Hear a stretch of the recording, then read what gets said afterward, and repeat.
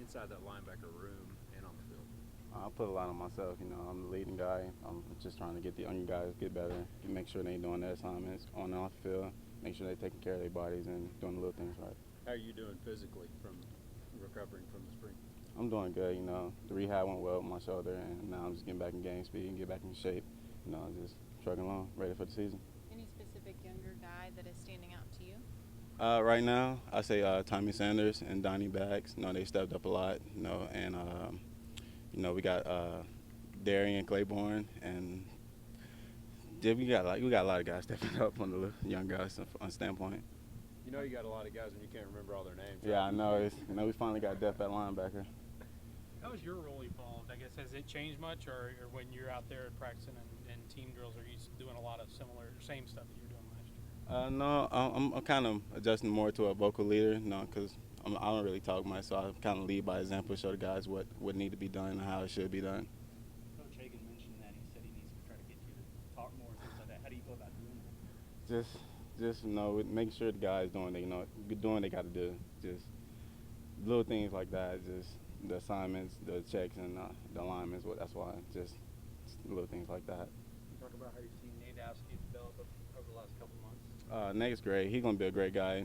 You get to add him at the outside linebacker. He's big and physical, so I think he'll help us a lot on the outside for the linebackers.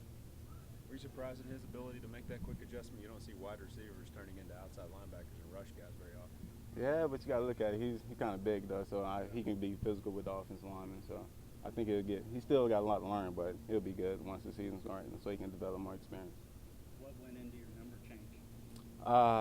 After last year, I tried to get it to a single digit. They didn't change it, so now 8 was available. So they finally switched me to it.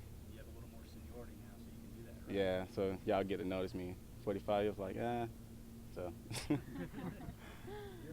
and Tommy both came from JUCO. Where do you think he is compared to when you kind of arrived here?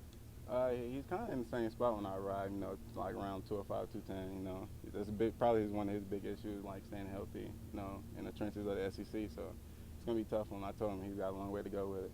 How different is the speed of the game though from JUCO to this level? Oh man, it's a big difference. Like JUCO is more like a high school, everyone scattered around. Now it's just SEC. It's like you better strap it up, and get ready. You mentioned single digits. What's the importance of a single digit jersey? If you look more of an athlete, you stand out. But no, it's good. And I tried to get 2 last year, but that didn't work out. So Did you try to get 2 this year? nah, it's on lock. Never mind. How much is it? It's just you probably grew up watching some Gators football, and you see those front 7 guys wearing those single digits. Yeah, I was more of a Florida State fan, you though. were? Yeah, Okay. I don't really like the Gators that much.